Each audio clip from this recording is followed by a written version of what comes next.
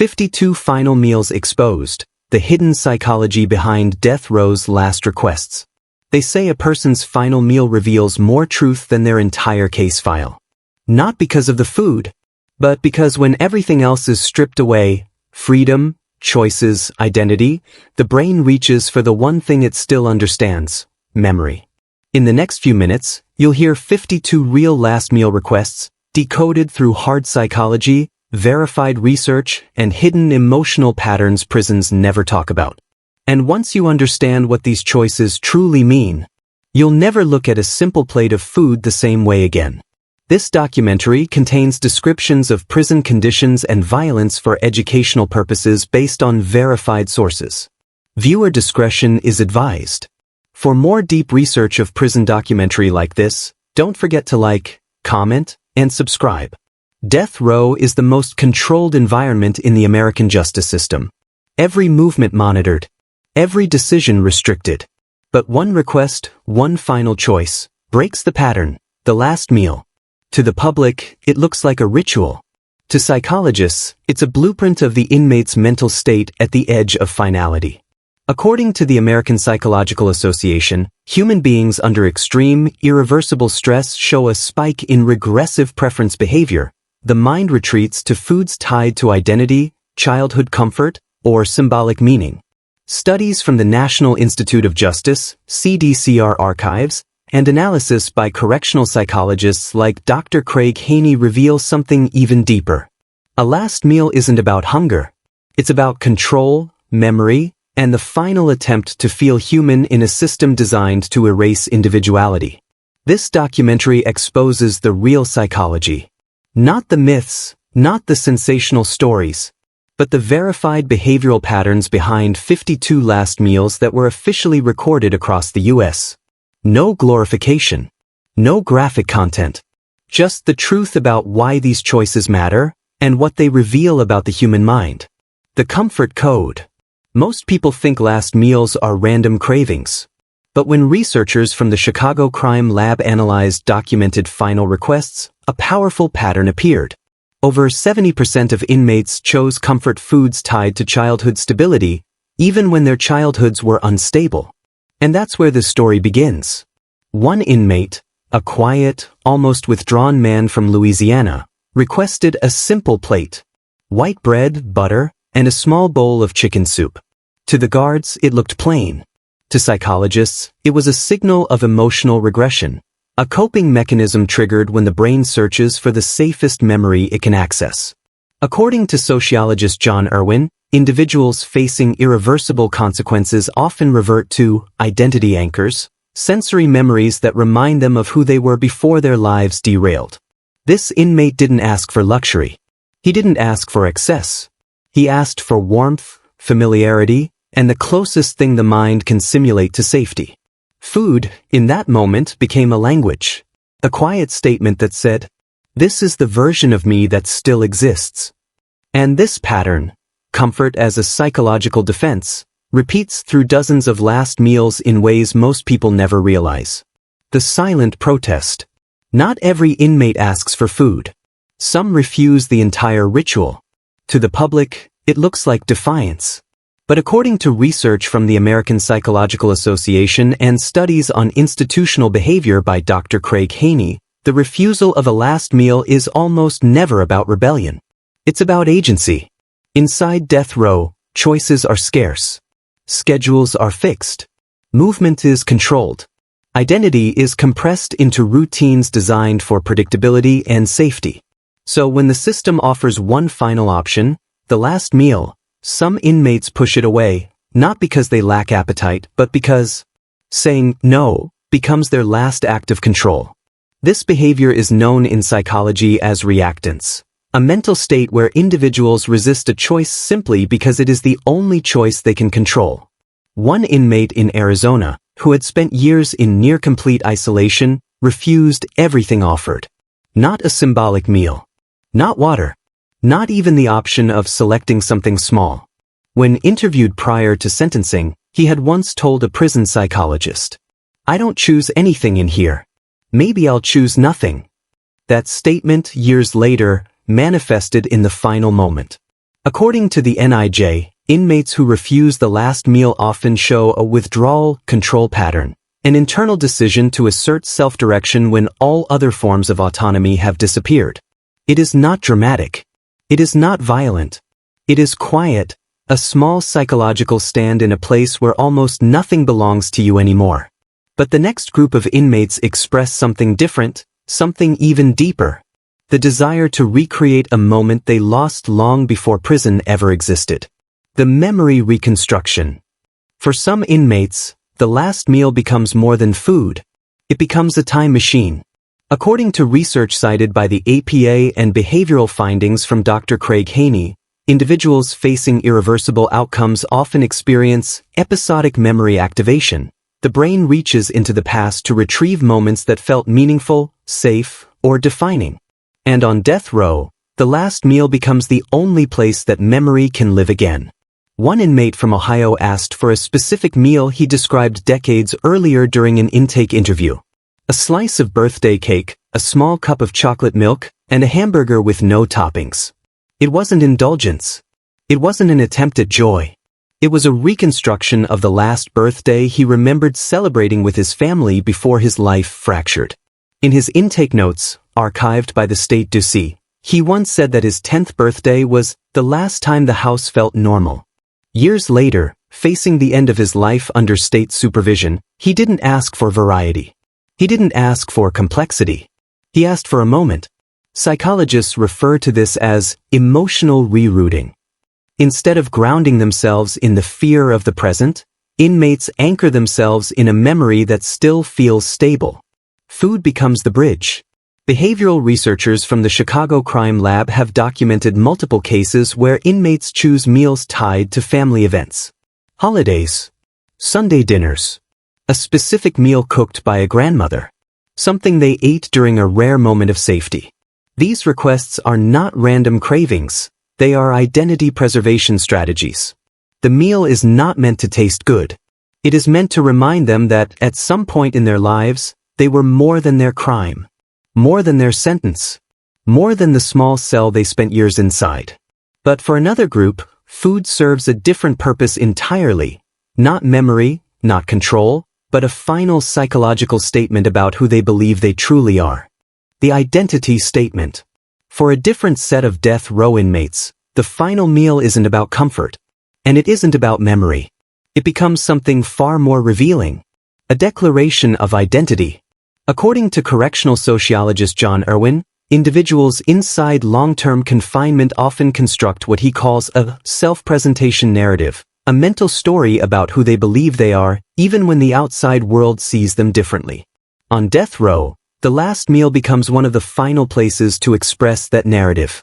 One inmate in Florida requested a large plate of seafood, shrimp, crab, and fried fish, not because it was his favorite food, but because he grew up on the coast and always told others he came from the ocean. This wasn't a boast. It was his way of grounding his identity in something bigger than the crime he was convicted for. In the archived notes from the Florida dossier, he had repeated the same phrase for years. "I'm a fisherman's son, not just an inmate." So when his final request came, he used food to restate a truth about himself he wanted remembered. Another inmate, documented by the CDCR, made an unexpected request. A single, very specific regional dish from his hometown, something the prison kitchen couldn't replicate exactly, but attempted to approximate. Psychologists call this symbolic self-assertion. Using an object, in this case, a meal, to communicate a message that language can't carry under pressure. These choices aren't random. They're deliberate. They're personal. They're psychological signatures. For some inmates, the last meal becomes the final sentence in a story they spent their whole life trying to write. But not all identities are built from nostalgia or pride. Some are shaped by guilt, remorse, and the heavy weight of understanding the consequences of one's actions. And those emotions lead to a completely different type of final request, one that reveals the darkest layer of human conscience without crossing into graphic detail or glorification. Guilt, remorse, and the silent appeal. Not every last meal is about comfort or identity. For some inmates, it becomes a mirror of conscience, a subtle, almost invisible reflection of guilt and regret. According to research by Dr. Craig Haney and the National Institute of Justice, extreme psychological stress, combined with the permanence of a death sentence, can trigger what psychologists call moral reflection under confinement. In simpler terms, when someone knows their life is about to end, their mind replays decisions, actions, and their effects on others, often in the most acute, emotional way. Some inmates request meals that are small, plain, or intentionally modest. But it's not hunger. It's a silent acknowledgement of responsibility, a psychological form of penance. One case from the California Department of Corrections, CDCR, archives shows an inmate who requested only bread, milk, and fruit, a stark contrast to lavish or indulgent requests. Psychologists interpret this as internalized guilt expressed through restraint. Another inmate, recorded in Texas death row logs, chose a simple meal he claimed reminded him of his mother's care, but deliberately avoided any luxury items.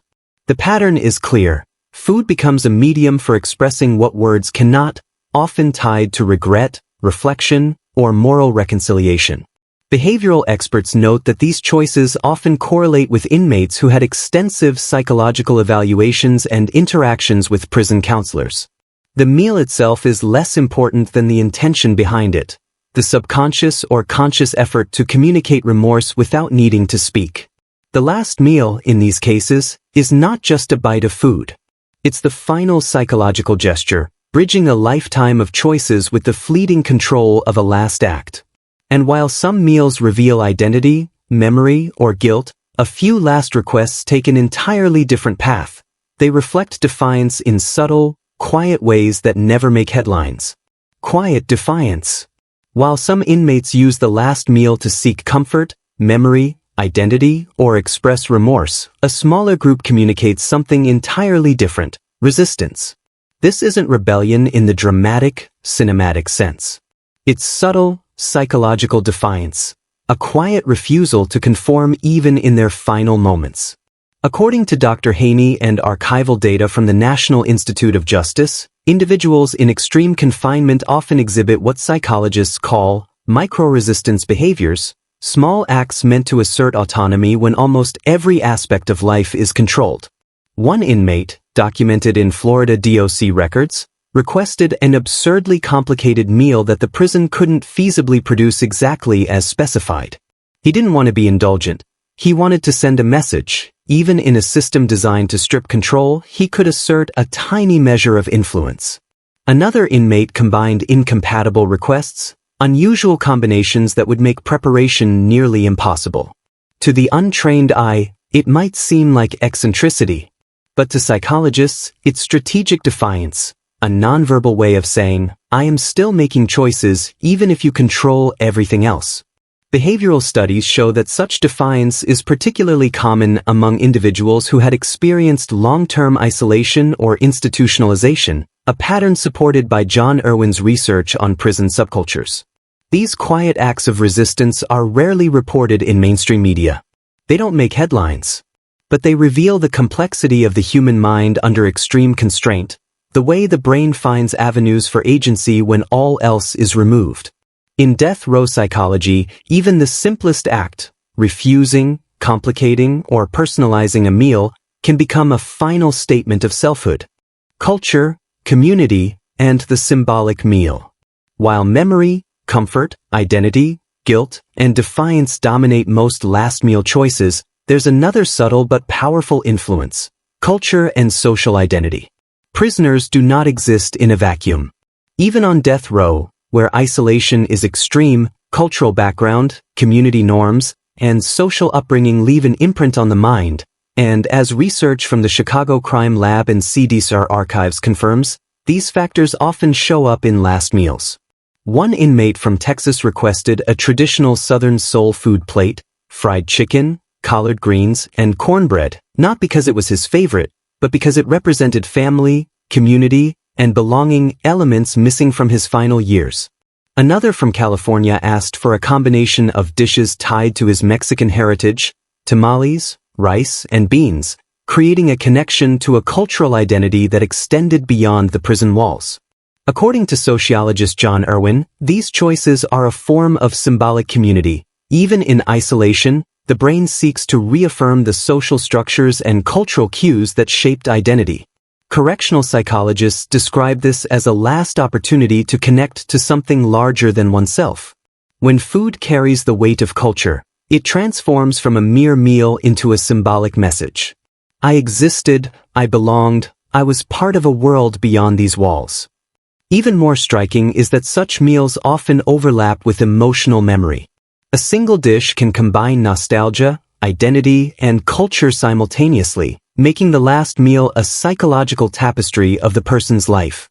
Death row meals, when analyzed across the U.S., consistently reveal these patterns. Comfort and nostalgia dominate the majority. Guilt and remorse show in minimalist choices. Identity and cultural expression appear in carefully chosen, symbolic dishes. Defiance emerges in complex or impossible requests. All of these layers combine to create a window into the human psyche under extreme duress, the rarest glimpse of how the mind attempts to preserve selfhood when everything else is gone. The final plate, psychology concluded.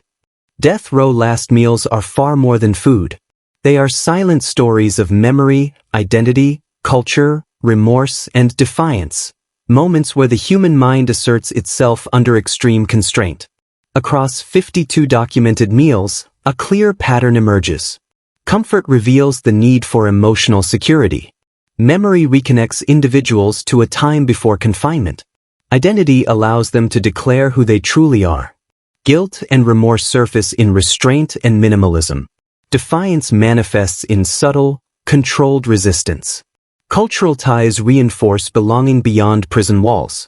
Psychologists from the NIJ, APA, CDCR, and studies by Haney, Irwin, and the Chicago Crime Lab confirm these choices are behaviorally significant, telling us more about human psychology than any headline ever could. In the end, the last meal is a final act of agency. It's a private statement in a system designed to strip control, a bridge between past and present, memory and identity, regret and defiance. It reminds us that even in the darkest, most controlled circumstances, the human mind seeks meaning, connection, and self-expression, sometimes in the smallest, quietest ways. If this documentary gave you a deeper understanding of the human mind under extreme stress, smash the like button, share your thoughts in the comments, and hit subscribe to uncover more untold prison psychology stories. Every like, comment, and subscription helps bring hidden truths to light, and ensures you never miss another exploration into the minds of those society rarely sees.